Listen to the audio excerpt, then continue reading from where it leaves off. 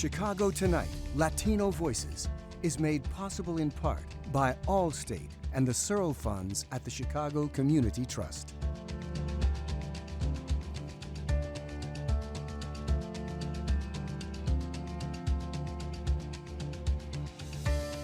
Good evening y bienvenidos to Chicago Tonight, Latino Voices. I'm Alex Hernandez of Univision Chicago Primera Hora, which airs every weekday morning at 5 and 6. Thank you for sharing part of your weekend with us. On the show tonight, families are once again in limbo as public school administrators and the Chicago Teachers Union spar over in-school versus remote learning. A nonprofit helping workers in the hospitality industry find mental health support. A new city ordinance goes into effect requiring contracts for domestic workers. We'll get into the details of this new law. The cool thing is that I can find art that I like and just give it a different medium. And an East Side man who learned a new hobby during the pandemic, and now he's turned it into a business. First off tonight, this week saw yet another standoff between Chicago Public Schools and the Chicago Teachers Union. Students briefly returned to class for the first 2 days of this week, but since Wednesday, classes have been outright canceled as teachers refuse to work in person and CPS refuses to go remote. As a result, parents and students have been left in limbo once again. Joining us now with their reactions are Andres Arias, parent of a first grader, Miguel Bautista, parent of a first grader and a fifth grader, Juana Amaro, parent of a seventh grader and ninth grader, and Norberto Casas, parent of a child in pre-K and another in first grade. I want to welcome all of you to this interview today. Thank you for joining us. I want to start with you, Norberto. In your view, do teachers have a duty to teach in person right now? Absolutely. Absolutely, they have a duty to teach in person, okay? So whenever you're doing a description of a teacher, they have a duty of care. So that duty of care goes as far as giving adequate supervision to their students. That's the definition of it, yes. Miguel Bautista, do you think CTA is being reasonable in its demand for remote learning? Yes, I do believe that our teachers, as parents, our obligation is to take care of our kids. They're our top priority. And it's hard for us as parents to trust anyone with our kids. So if our teachers don't feel that our kids will be safe in school, then they shouldn't be in that building. So you don't think they're safe in the buildings? Correct, that's correct.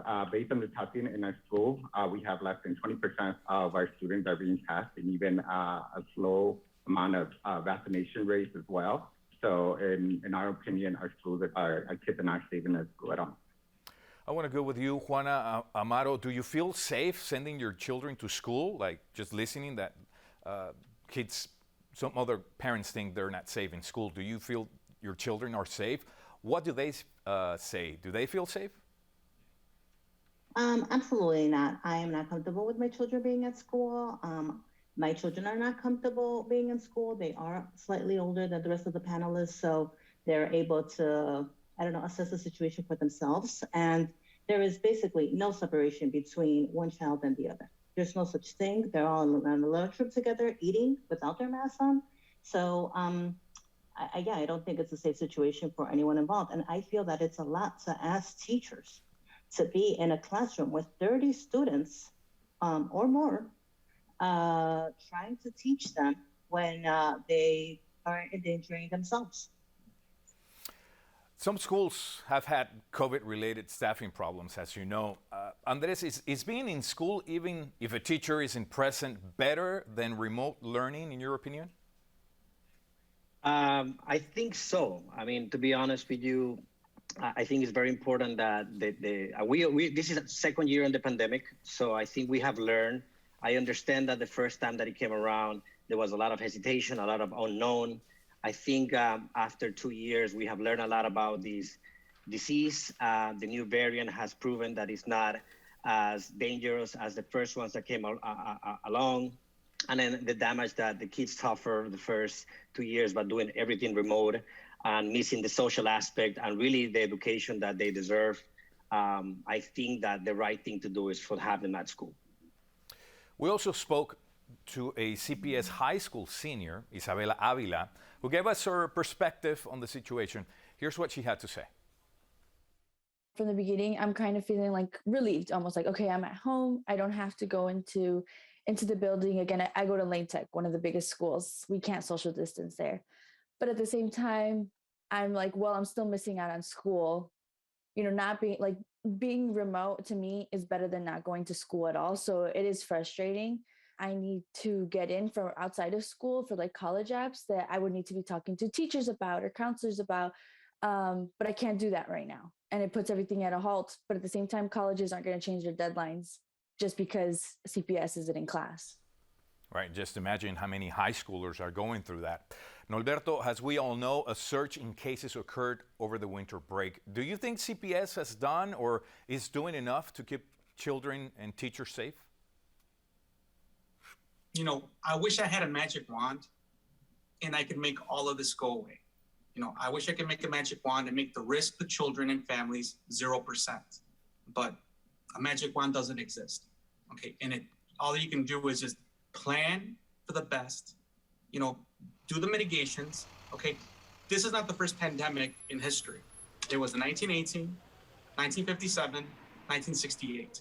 During those pandemics, they did non-pharmaceutical interventions, the social distancing, the masking. Now we're using pharmaceutical interventions, which include treatments and vaccinations. So if anybody's ready to deal with the pandemic at any point in history, it's us right now. Population in schools back then, they were much less than what they are today as well. Population is different, wouldn't you say? That has to deal with it too. Are you asking me? Yeah. We can talk about population and we can talk about charts and graphs. This right here is my compass, okay? I do what's best for these two children in this photo right here, okay? My child was in kindergarten and he was failing, okay? Remotely. When he went back in person, he started to get high marks and praise from his teachers. Right now, he's getting straight C's in reading, writing, and arithmetic. He's barely catching up from what the 10 months of remote learning had devastated in his academic career. Trying to put him back in remote is putting his academic career in reverse. And I'm sure more parents feel just like you do, Norberto, and I thank you for that. Juana, do you trust the CTU when they say remote learning would be a temporary measure? I do. The children did go back the first time. If you wanted your child to go, I feel that it's an individual decision for each parent what risk you're willing to take with your child and with your family as well.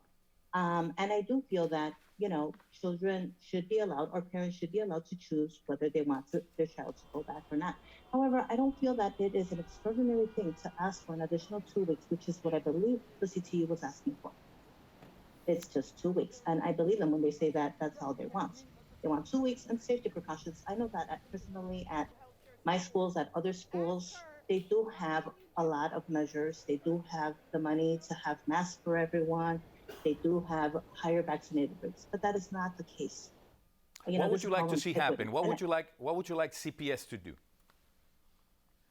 I would like CPS to allow the teachers to teach remotely for 2 weeks that they're asked, and then after that to reassess, how the situation is. I feel that possibly if the city had told people not to travel and to stay home over the winter break, or this would be the consequence, then, but I feel that people are unable to do that. Right. Miguel, do you think there's a compromise here to be made between CPS and CTU? I do believe that if we really want to get our kids back in school, the only compromise, in my opinion, would be to have mandated vaccination for all students and staff and teachers, along with mandated COVID testing.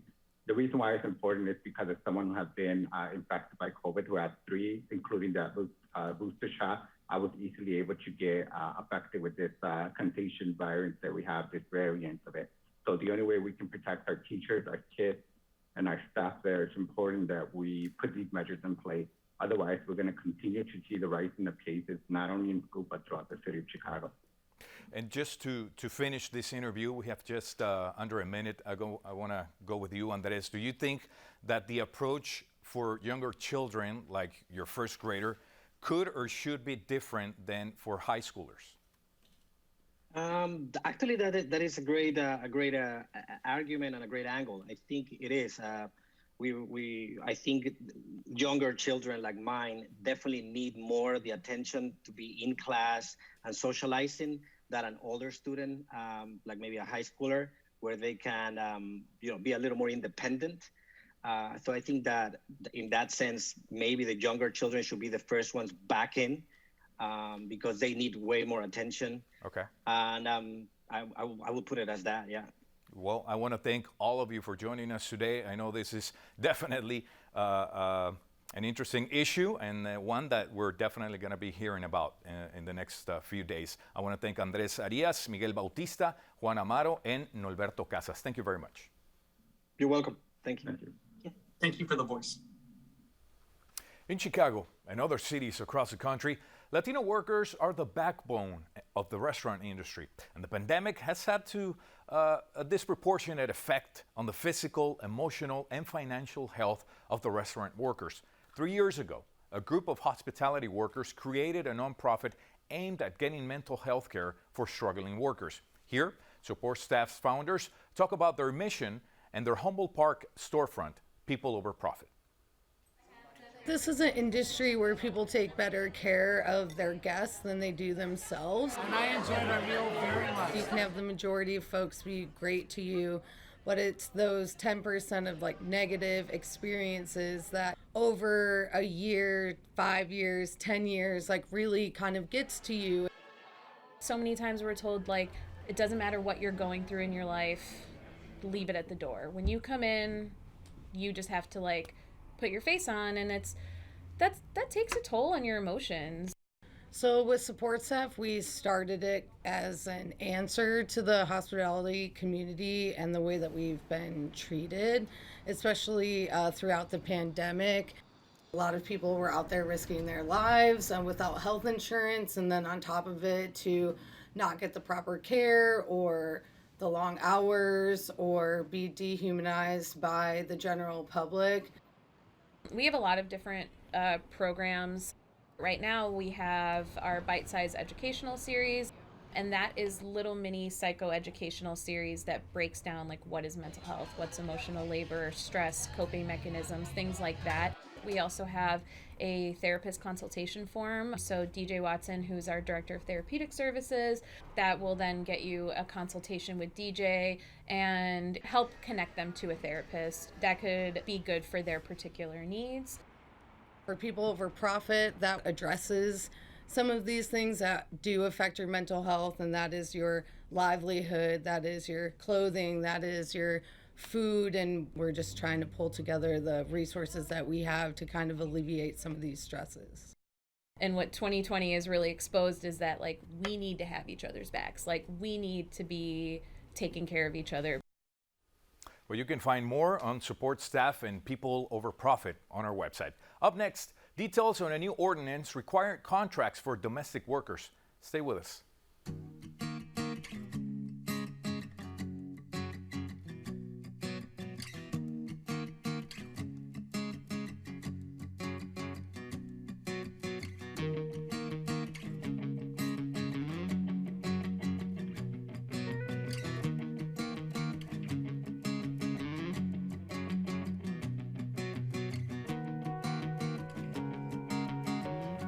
On January 1st, a new ordinance took effect in Chicago aimed at bringing structure and accountability to what has largely been an informal economy.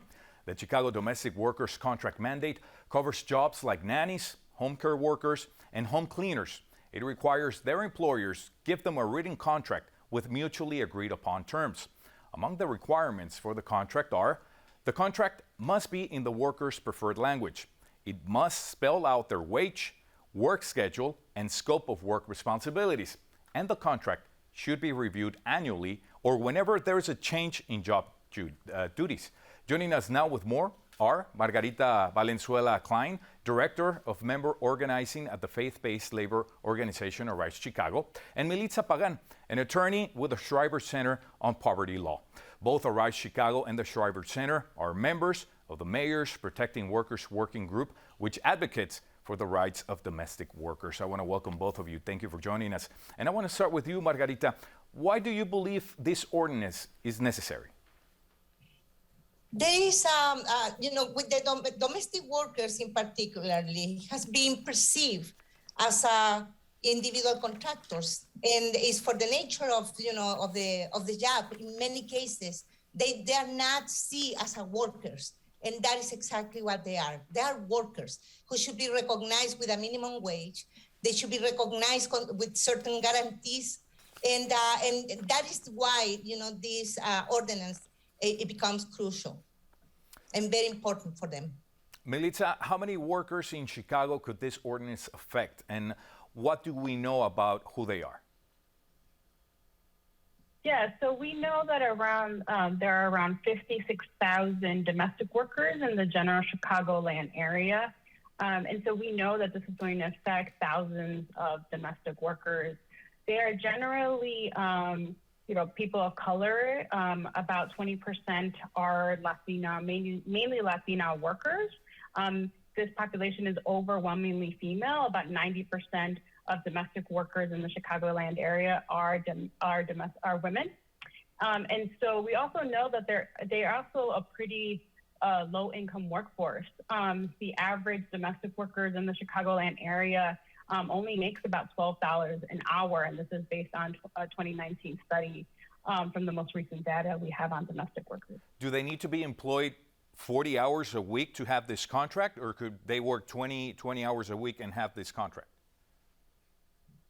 This contract applies to all domestic workers, regardless of how many hours they work for the employer, regardless of their immigration status, and regardless of if they work for multiple employers. Each employer is required to provide a domestic worker a written contract in their preferred language. We also spoke to Sofia Magdalena Portillo. She's a contract specialist with Arise Chicago about her experiences as an undocumented domestic worker. Let's listen. Y mientras uno no sepa hablar, mientras uno no sepa defender sus derechos, siempre vamos a estar agachadas y recibiendo, y no vamos a estar a gusto en el trabajo, porque va a haber muchas cosas que no nos van a parecer, por decir algo. Cuando yo trabajaba con una persona, me decía, todo bien bonito, ¿verdad? Pero cuando llegaba el verano, me decía, limpia las ventanas. Y estamos hablando de ventanas de ahí del centro, de edificios grandes, ¿verdad? Él mandaba a una persona que las quitara todas completamente y luego a mí me ponía a limpiarlas. Y yo no era capaz de decirle, oye, ¿sabes qué? No, pues ese no es mi trabajo, dame un extra. No, me quedaba callada. ¿Por qué? Por el miedo que tenía, ¿verdad? Por eso yo invito, de verdad, a todas esas trabajadoras que se informen, que estén bien informadas y que no están solas. Yeah, she talks about being scared, not knowing how to ask for a raise when she was asked, to do probably more than she was hired to do. Margarita, do you think the people you work with will be receptive to this new ordinance and approaching their employers?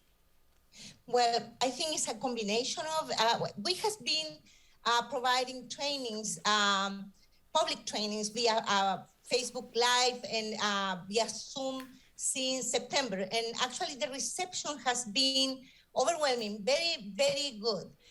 There are people who definitely, are going to be or are scared, nervous for whatever reason. It might be, the legal status, it might be age, because a lot of these domestic workers are also women, more mature and afraid of not being able to get another job, as a nanny or as a caregiver, mostly. Right. People who clean houses is a little bit different. So there will be a combination of people who are going to be very receptive, and some others who are more nervous and scared of losing their jobs. Melitza, how are domestic workers even being made aware of this ordinance? Yes, so the city does have a website where they're providing various resources for both employers and workers on the rights of domestic workers and not just on this new written contract requirement. There are sample contracts in the website. It is chi.gov/care for both employers and workers to use in order to comply with the law. But what the city has been doing very well is working with, in particular, organizations just like Arise Chicago in order to educate domestic workers on the rights on their rights, and then ensuring that employers also understand their responsibilities under the law. And so we are glad that the city is taking those steps, and we encourage them to continue to work with community organizations such as Arise Chicago to ensure that domestic workers are properly educated on their rights. Margarita, what resources are available for workers, and what should they do if their employers refuse? If the employers refuse, they should contact the city first. This the OLS, Office of Labor Standard, who is going to be overseeing basically this ordinance. They can contact organizations like ours, Arise Chicago. We have 11 contract specialists working right now, as of right now, on our hotlines. We have hotlines in Spanish, in English, and Polish to assist these domestic workers in elaborate their contracts. They can also print the contracts, for nannies or for caregivers or cleaning in our website, as well as the website of the city of Chicago, like Militza just said. So we are fully prepared to assist these domestic workers, with information, with education, and in how to prepare and negotiate their contracts with their employers, and what to do in the event of retaliation or, the refusal. Right. Very important information, definitely. I want to thank both of you for joining us today, Margarita Valenzuela Klein and Militza Pagan. Thank you. Thank you. Thank you. Up next, how one man turned a skill he learned on social media into a business. Stay with us.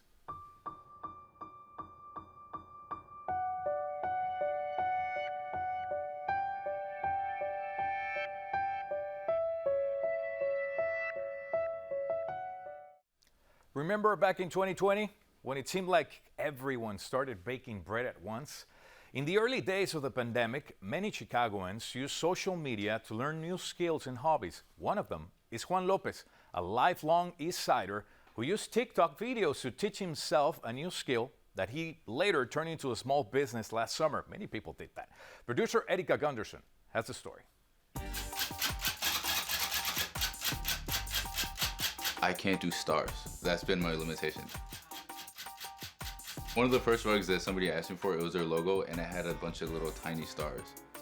I couldn't even make it look like a snowflake. It just looked like a furry blob. That's been my biggest hiccup. I'm fearful of stars till this day. Aside from his mortal nemesis, the star shape, Juan Lopez says he can make pretty much any 2D image into a fuzzy, fluffy floor covering. I've done a couple of anime. Those are very intricate because the hair has shading, so it has 4 different colors of purple. I've done sports type of stuff. I did a Virgin Mary rug, and I was like, are you gonna put this on the floor? They're like, no, there's no way I'm gonna put the Virgin Mary on the floor. I said, okay, great. Lopez began making custom rugs this year. He learned the craft between working overnight shifts for Chicago Public Schools. Since then, Lopez says he's been able to support himself and his 6-year-old son Lorenzo by selling commissioned designs through social media and in pop-up markets. I was working an overnight job and also taking my son to school, picking him up from school. The hard part was just him getting older and the fact that when I was working an overnight job, I was constantly tired. And that kid has so much energy. So being able to be home, being able to be on my own time has been a huge blessing. Lopez used videos he found on TikTok and some trial and error to teach himself. Just bought the machine and just kind of tried it. It's kind of just almost in a sense like tattooing. When you're a tattooist, it's a framework and then you kind of trace the framework. And then it was in the summer when I started doing different commissions. People were asking, hey, can you do this? Can you do that? Lopez is quick to say he doesn't consider himself an artist, but he sees his craft as a way to collaborate with artists whose work he enjoys. His earliest pieces were rug versions of local street artists' signature characters. Those are really cool, Sunrock has a bird, this is a pig. The cool thing is that I can find art that I like and just give it a different medium. The difference is the feel of it. You know what I mean? Being able to actually touch it, run your hands through it. And what does Lorenzo think of his dad's magic carpet ride? He thinks it's cool. I'll show him. He's in his own world sometimes, so he'll just look, oh, that's cool, and then he'll leave. For Chicago Tonight, Latino Voices, this is Erica Gunderson. They are very cool, if you ask me. You'll find more on Juanito Rocks on our website. Well, that's going to be our show for this weekend. Be sure to check our website, WTTW.com/news, for the very latest from WTTW News, including the latest with Chicago Public Schools. And if you're watching us on Saturday night, know that you can also catch Latino Voices and Black Voices on Sundays, beginning at 10 p.m. Don't forget also to tune in to Primera Hora on Univision Chicago every weekday morning. I'll be waiting for you. And next week on Latino Voices, Araceli Gomez Aldana with WBEC will be here in the host chair. Now for all of us here at Chicago Tonight Latino Voices, I'm Alex Hernandez. Thank you for sharing part of your weekend with us. Buenas noches.